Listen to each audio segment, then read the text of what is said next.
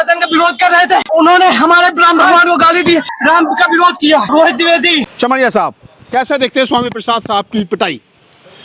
देखिए, स्वामी प्रसाद मौर्य के बारे में जितना मैं जानता हूँ, एक तो आपने उनकी राजनीतिक जो यात्रा है उसके बारे में बता दी जी। मैं ये समझता हूँ कि देश में जब तक वैचारिक स्तर पे कोई बदलाव नहीं आएगा, आप जो बात कर रहे हैं वो चुनावी बातचीत है। कभी कोई कहीं चला गया, कभी कोई कहीं चला गया, लेकिन आप ये देखिए कि कोई विचारधारात्मक यानी वैचारिक जागरूकता जो है वो पैदा करने और वो उसको विस्तार देने की लड़ाई कोई नहीं लड़ रहा है, कोई संघर्ष नहीं कर रहा है। स्वामी प्रसाद मौर्य का भी जब जहां मन होता है चले जाते हैं। क्यों चले जाते हैं? क्योंकि उनको कुर्सी चाहिए, क्योंकि उनके परिवार को कुर्सी चाहिए। समाज सो रहा है कि जग रहा है, इसकी चिंता उनको नहीं है। तो जाहिर सी बात है कि अब वो समाज का साथ चाहेंगे तो समाज के लिए फिर उतना काम करना होगा, समाज को उस स्तर पे जगाना होगा कि कोई इस तरह के हमले की जरूरत भी ना करे, महसूस भी ना करे। लेकिन अब इस तरह के होंगे, कल आज स्वामी प्रसाद मौर्य पर है, कल किसी और पर हो जाएगा, कल किसी और पर हो जाएगा। ये बड़ा ही व्यक्तिगत एक स्तर का एक हमला और प्रति हमला जो है, ये हम इस तरह की प्रवृत्ति, इस तरह की घटनाओं में हम देख रहे हैं कि अगर कोई किसी चीज की आलोचना करता है तो आपकी भाषा में वो निशाने पर आ जाता है। ये भाषा ठीक नहीं है। निशाने पर क्यों लेंगे? कोई भी दुनिया का कोई भी ग्रंथ, कोई भी शास्त्र, मैं ही नहीं समझता हूं कि आलोचना से परे है। दुनिया का कोई भी हो, आलोचना जब नहीं होगी तो उसका विकास ही नहीं होगा। स्वामी प्रसाद मौर्य अगर सवाल किसी भी ग्रंथ को लेकर, किसी भी धार्मिक ग्रंथ को भी लेकर सवाल करते हैं तो उनकी मंशा क्या है? उनकी मंशा है कि समाज में जिस तरह से उसकी व्याख्या की जा रही है, जिस तरह से उसको लागू किया जा रहा है, वो उस तरह से वो मानवीय नहीं है, वो सामाजिक नहीं है। ओबीसी वर्ग है, जो दलित वर्ग है, वो उनके समर्थन में तो खड़ा है, लेकिन कहीं ना कहीं जो दो पीटने वालों में एक यादव भी शामिल है। तो क्या कारण है कि मतलब वो जिस प्रकार से उनको चाहिए था, जो समर्थन मिलना चाहिए था समाज का, नहीं मिला? देखिए, हमारी जो प्रवृत्ति है ना, हमारी, जैसे कि आप जो बात कर रहे हैं, अंग्रेजों ने जाति को अपराधी घोषित कर दिया। आज भी धर्म को हम अपराधी घोषित करते हैं।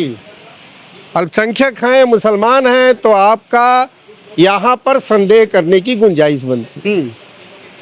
आप जानते हैं कि कई नोटिफाइड कास्ट है जिनको आज भी अपराधी की तरह देखते हैं लोग। कोई भी भारत में बता दी जाती जिनके बारे में कोई ऐसी कहावत ना हो कि जो समाज के लिए उनको अच्छा नहीं माना जाता। तो यहाँ प्रवृत्ति है आपकी और हमारी कि हम जाति को, धर्म को, इलाके को भी हम अपराधी घोषित कर देते हैं। अब आप बताइए कि कोई लड़का यादव से प्रेम लगाता है तो आप कह दीजिएगा कि पूरे यादव जाति के लोगों का समर्थन है उसको। मैंने पहले कहा बातचीत में कि ये व्यक्तिगत स्तर पर ये व्यक्तिगत लड़ाइयाँ सब बहुत होंगी, अभी तो एक नहीं हुई है। मैंने कहा आज हम देख रहे हैं स्वामी प्रसाद मौर्य, या इससे पहले भी कई घटनाएं देख चुके होंगे। आप जब सवाल जब कर रहे हैं तो एक व्यक्ति के हमले की को एक जाति के रूप में प्रस्तुत करने की कोशिश करें, ये उचित नहीं है। मैं उसको नहीं स्वीकार करता कि जातिगत कोई हमला है इस तरह से। लेकिन जो आप करेंगे जातिगत हमला, मैं भी उसको स्वीकार करता हूँ कि कोई जाति बुरी नहीं होती, कोई जाति अच्छी नहीं होती, लेकिन फिर भी कहीं ना कहीं जिस प्रकार से समाजवादी पार्टी पीडीए का नारा वो लगा रही है, और समाजवादी पार्टी के स्वामी प्रसाद मौर्य नेता रहे हैं और वर्तमान में वो पीडीए का बड़ा हिस्सा भी है, तो पीडीए के लोग ही उन पर हमला कर रहे हैं। तो पीडीए के महापुरुषों की जो परिकल्पना है उसको समझ नहीं पा रहा है। देखिए, पीडीए क्या है?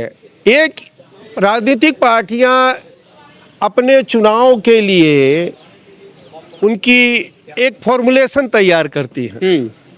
आज पीडीए है, कल सीडीए हो जाएगा, डीडीए हो जाएगा। कुछ राजनीति, आप मानते हैं राजनीतिक जुमला है?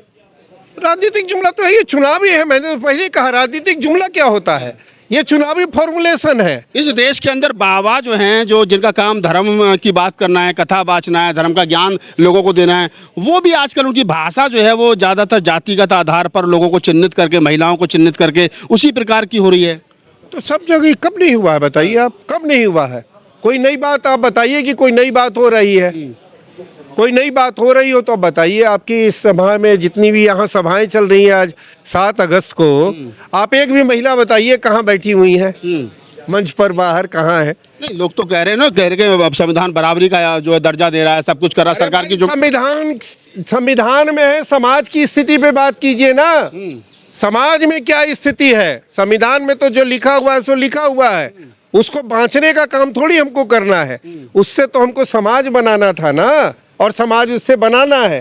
क्या हम उससे समाज बना पाए हैं? आजादी के 75 साल बाद भी संविधान लागू नहीं है। नहीं है, नहीं है। समाज कहाँ बना है? संविधान कहाँ लागू? समाज ही हम नहीं बना पा रहे, नागरिक तो बना नहीं पा रहे हैं। नागरिक जो बोध है, नागरिक जो चेतना है, वो तो हम बना नहीं पाए हैं। तो अमी प्रसाद मौर्य जैसे लोगों पर जो क्या नाम है हमला हो रहा है या बोली लगाई जा रही है कि सर कलम करके लाओ, 20 लाख देंगे, 10 लाख देंगे, ये बाबा लोग बोल, नहीं मैंने सुना है। मैं कह रहा हूँ कि ये क्या सरकारों की सह है इन लोगों को? नहीं, सरकार की क्यों सह होगी? सरकार की नहीं सह होगी। आप मीडिया का कैरेक्टर है कि कोई भी बात कह देगा तो आप उसको बड़ी उछाल देते हैं। अब हम ये कैसे कह सकते हैं कि एक ही दिन में हमला होता है चमड़िया जी, और उसी दिन जमानत भी मिल जाती है हमलावर को? मिल जाती है तो क्या? अब ये बताइए कि ओबीसी कोई जाति है क्या? समूह तो है सर, समूह है, जातियों का समूह है, जातियों का समूह है। आपके भीतर जब तक जाति नहीं खत्म होगी तब तक समूह कैसे बनेगा? समूह बनाने के लिए तो आपको बाबा साहब का जो नारा है, जाति को नाश करो, जाति का नाश करो। क्यों कहते हैं वो जाति का नाश करो? छुआछूत के साथ तो सबका भेदभाव है, ये छुआछूत तो बहुत सारी जातियों के साथ। वो क्यों कह रहे हैं कि इसके आधार पर आप एक ग्रुप बनो, एक अपना समूह बनाओ। आप अपने भीतर जो जाति की जो भावना है उसको खत्म करो। तो ग्रुप तो अभी बना ही नहीं है। कहाँ रोटी बेटी स्थापित करें ग्रुप बनाने के लिए आप लोग? हाँ, आप लोग आपने किया क्या? अच्छा, आपने किया तो अच्छा किया। तब तो आप जैसे लोगों को तब तो लीडरशिप पे आना चाहिए और आप ही को इसका नेतृत्व करना। एक लास्ट सवाल ले लेते चमड़िया जी आपसे चलते चलते। सवाल ये है कि आप भारत का जो भविष्य है, जिस प्रकार से भिन्न भिन्न खंड खंड हो रहा है, लोकतंत्र की जो मूल धारणा है वो खत्म हो रही है, कैसे देखते, क्या कहना चाहोगे इस विषय में? नहीं, भारत का भविष्य बहुत अच्छा है। भारत के भविष्य को कुछ नहीं होना है। देश में पिछड़ा, दलित, ये जितने भी कमज़ोर वर्ग जिनको कहा जाता था, छोटा कहा जाता था, ये सारे लोग जग रहे हैं। और जैसे जैसे जग रहे हैं, इनको पीछे करने की या इनको दबाने की कोशिश हो रही है। लेकिन नेतृत्व यही करेंगे, आने वाले समय में यही नेतृत्व करेंगे देश का। चाहे आप जितनी संभव कोशिशों कर लीजिए, आप वोटर लिस्ट से नाम हटा दीजिए, आप उनको नौकरियों से हटा दीजिए, वंचित कर लीजिए, एनएफएस कर दीजिए, लेकिन ये लोग अब रुकने वाले नहीं हैं। इनके हाथ में ही नेतृत्व आएगा और इनको आपको लीडरशिप देनी पड़ेगी। जात पूछना अपराध है या जाति छुपाना अपराध है? दोनों अपराध है।